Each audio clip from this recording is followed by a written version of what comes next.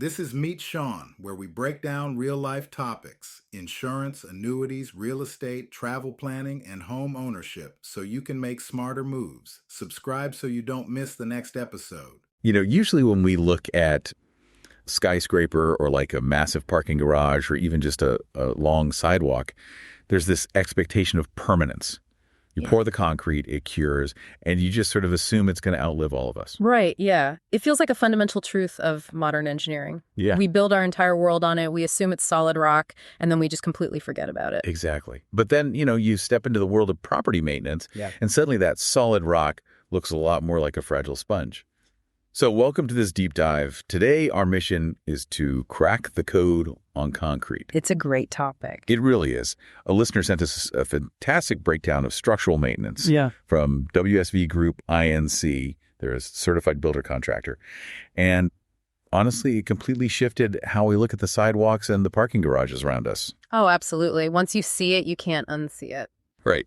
So we are going into the real costs of repair, the hidden legal liabilities of property management, the actual physics of why surface prep makes or breaks a project, and of course, how we can get ahead of the damage. So let's unpack this. Concrete is marketed to us like it's Roman architecture that's going to last a millennium. Yeah. But looking at the field data, nearly 80% of concrete structures experience some form of damage within their first 10 years. Yeah, that 80% number usually shocks property owners. I mean, it shocked me. Right. They assume something went horribly wrong during the initial construction, like, oh, it was a bad mix or lazy contractors. Sure, yeah. But concrete isn't a static material. It's a long-term asset that is constantly under physical and chemical attack from the absolute second it cures. Oh, wow. Yeah, it's fighting a relentless barrage from weather, physical wear, and crucially, moisture retention. Okay, wait, that moisture retention piece really stood out to me. Because we usually think of concrete as a waterproof barrier. Yeah, that's the myth, yeah. But it's actually incredibly porous at a microscopic level. Yeah. It's full of tiny capillary tubes. So when water gets in there, and, say you live in a climate with freeze-thaw cycles, you have a massive problem. A huge problem. Because the temperature drops, the trapped water freezes, and it expands. It expands by about 9%, actually. Okay, 9%. Just the water inside the concrete. Just the water.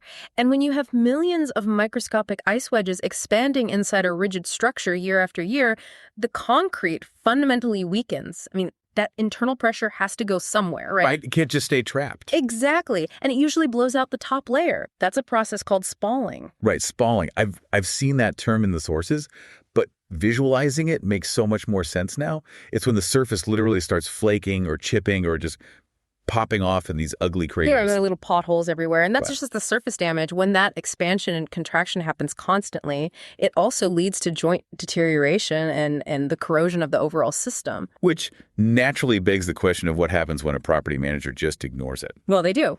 A lot. Right, because let's say you own a sprawling retail parking lot. You see a spalling crater or an uneven slab. The immediate instinct is to look the other way. I mean, nobody wants to spend their Q3 budget fixing a crack in the pavement. No, ignoring it is definitely the easiest thing to do in the short term. But the data makes it crystal clear. Looking the other way drastically increases your risk of legal liability and safety hazards. The physical degradation of the concrete morphs into a massive financial hazard incredibly fast. Really? Oh, yeah.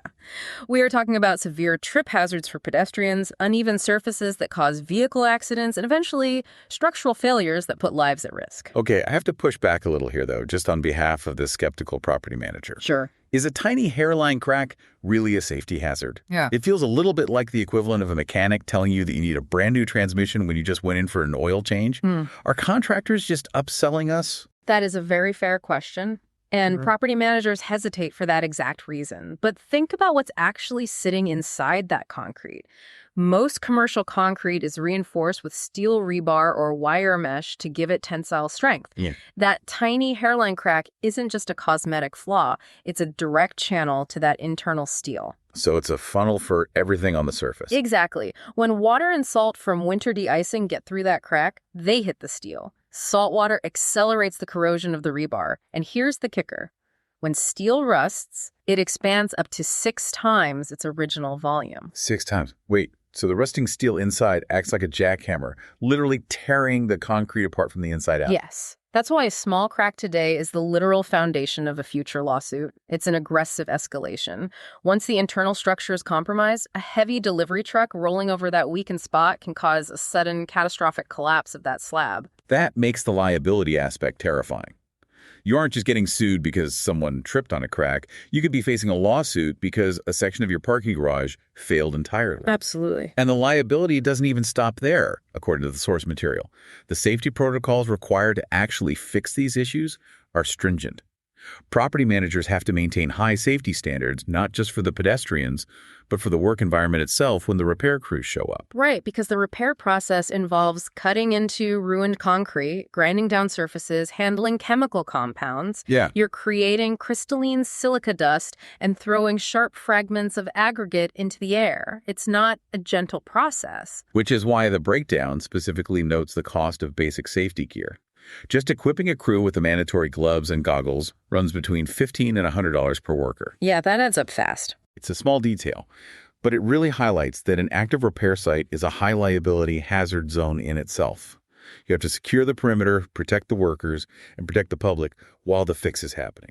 A professional repair job shouldn't create new hazards while trying to fix old ones. Very true. Yeah. Okay, so if the physical timeline for concrete breaking down is surprisingly short, and the legal and financial risks of ignoring a rusting, expanding rebar situation are huge, how do we catch it? Nobody wants to wait for the jackhammer effect. No, nobody wants that. It requires a proactive maintenance schedule.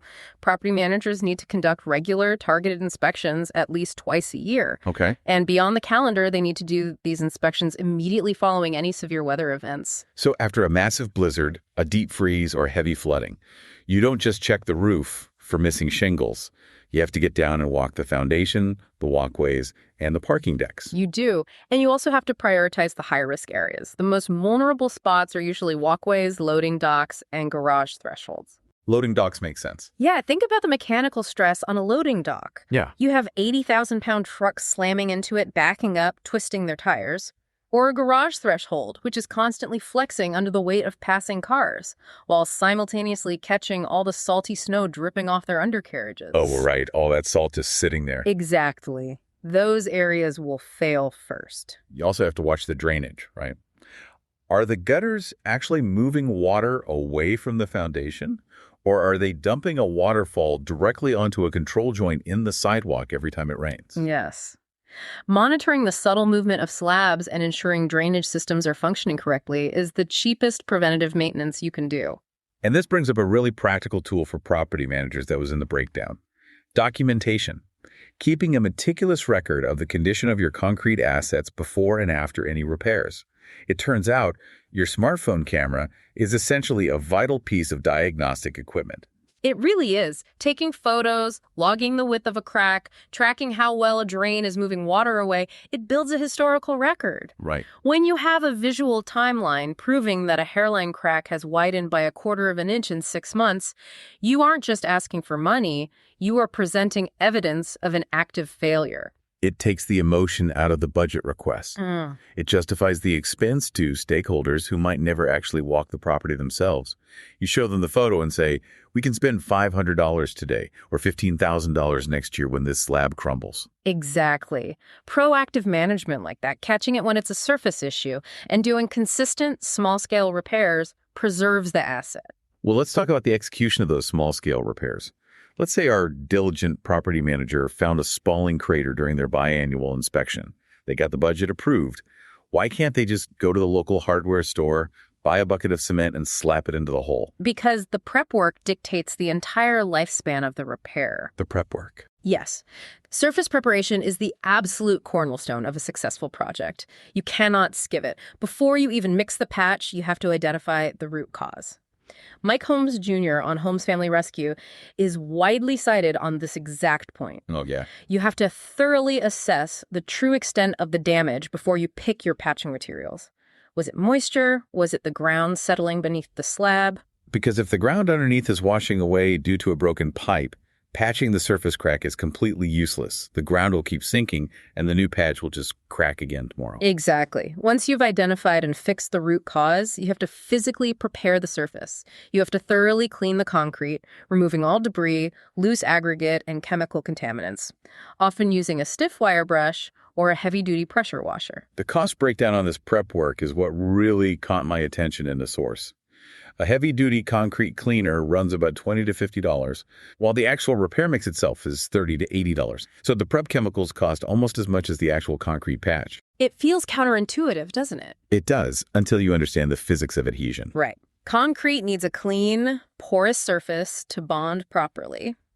The repair material is a liquid that needs to seep into the microscopic pores of the existing concrete and lock into place as it hardens. Okay. If those pores are clogged with motor oil, old paint, or just fine dust from the spalling, the new material can't interlock. It just sits on top of a layer of dirt. It's like trying to put a piece of Scotch tape on a wet, sandy beach ball. That is a perfect analogy. It might stick for a minute, but the second it dries or moves, it's going to peel right off. The prep work actually is the repair. The concrete patch is just the finishing touch. That's the trap of the quick fix mentality. A property manager might balk at spending $50 on a cleaner and paying for the labor hours to scrub a slab, but failing to do that prep ruins the adhesion. Yeah. The repair pops out after the first winter freeze, and you are right back where you started, having wasted the material, the labor, and the budget. Okay, so we've pressure washed the slab. We've used the $50 degreaser. The pores are open and ready. Now the property manager actually has to look at the ledger and choose the repair method. There's a really clear breakdown of the options here: patching, overlays, and full replacement. Let's get into the mechanics and the dollars of each. All right, so the most common fix is the patch repair.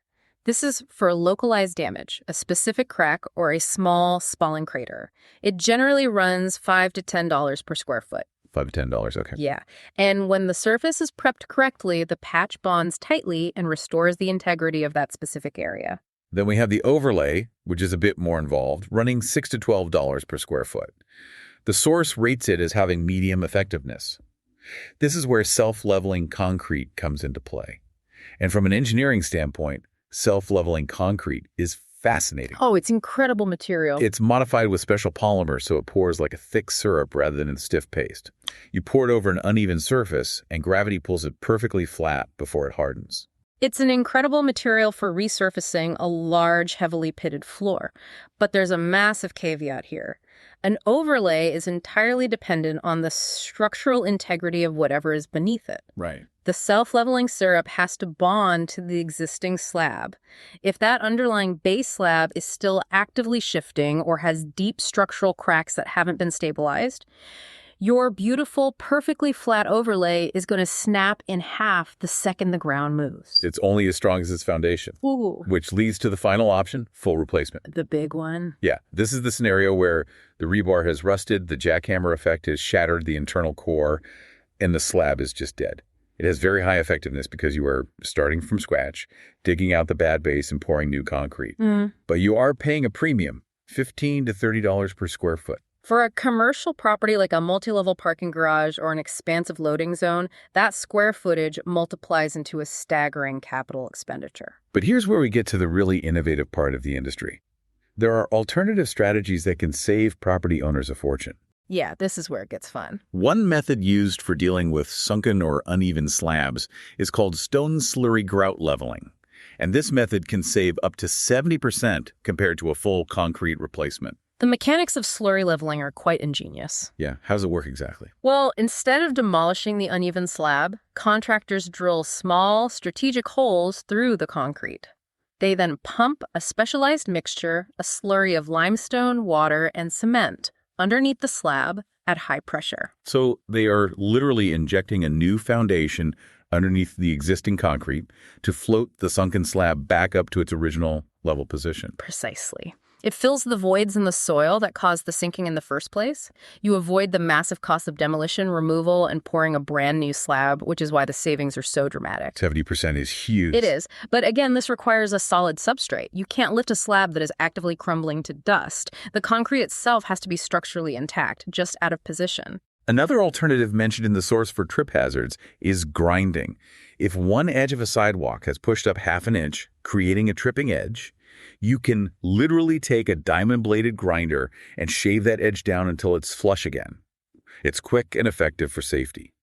But there's a serious catch that ties back to our earlier discussion about moisture. Right, because when you grind down the top layer of concrete, you are slicing off the smooth, finished surface and exposing the aggregate. The crushed stone and sand inside. Exactly. You are opening up millions of tiny pores directly to the rain and the snow. You're turning it into a sponge again. Yeah. So if you grind a trip hazard down, the surface absolutely must be sealed immediately afterward. You have to apply a chemical sealant to close those pores back up, or water will infiltrate, freeze, and destroy the joint you just tried to fix. It's a chain reaction. You fix the immediate safety hazard to protect pedestrians, but you have to finish the job chemically to protect the long-term viability of the asset. That's the real work of property maintenance right there. This brings us to a crucial point about execution. After learning about spalling, microscopic pores, expanding rust, and slurry injections, it's pretty obvious property managers aren't doing this themselves. They have to hire professionals. And the guidance on how to navigate contractor real talk is incredibly empowering.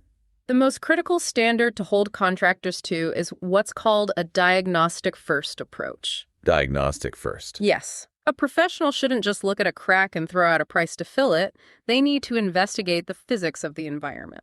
And there's a massive red flag that every property manager needs to look out for. Avoid contractors who give you prices over the phone. Absolutely. If a contractor hasn't physically stepped onto your property, there is zero chance they can evaluate the soil movement, the load requirements, or the moisture conditions affecting your concrete. Giving a quote over the phone for structural repair is basically just guessing. A true professional needs to see the environmental exposure.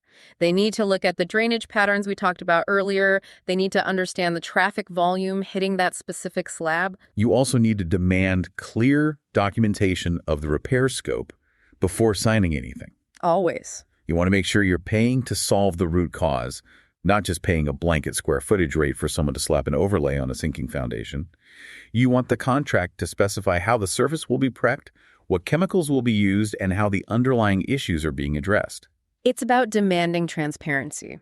You want a contractor whose scope of work proves they value the long-term asset value of your property, rather than someone offering a quick, cheap patch that will pop out during the next freeze cycle. So we have covered an immense amount of ground today. We started by looking at the myth of invincible concrete, learning how freeze-thaw cycles and porous surfaces lead to 80% of structures facing damage in their first decade. We explored the terrifying mechanics of how rusted rebar expands and destroys slabs from the inside out, the necessity of a rigorous camera-wielding maintenance schedule, the absolute physical requirement of surface prep for adhesion, and the financial ledger of patching, slurry leveling, and full replacement. Thank you for helping untangle the complex physics and economics behind something we walk on every single day. Oh, it was a pleasure. It's a fascinating ecosystem. Concrete is the invisible foundation of our daily lives, and understanding how it actually behaves under stress really changes how you see the built world. But there is one final piece of this puzzle that really makes you pause. Yeah. We've learned today that a staggering 80% of concrete structures face damage within 10 years, and that degradation is heavily driven by freeze-thaw cycles and severe weather. As global weather patterns become increasingly extreme and unpredictable, we have to wonder, will that 10-year timeline for concrete degradation shrink even further, forcing the entire construction industry to completely reinvent the standard concrete mix just to keep our modern cities standing? That is a wild thought to end on. So the next time you walk past a massive concrete structure, don't just see a permanent invincible mountain. Look a little closer at the surface, think about the microscopic battles happening inside every time it rains or freezes, and ask yourself, just how fast is that clock really ticking? That's it for today's Meet Sean. If this helped, follow the show and share this episode with one person who needs it. See you next time.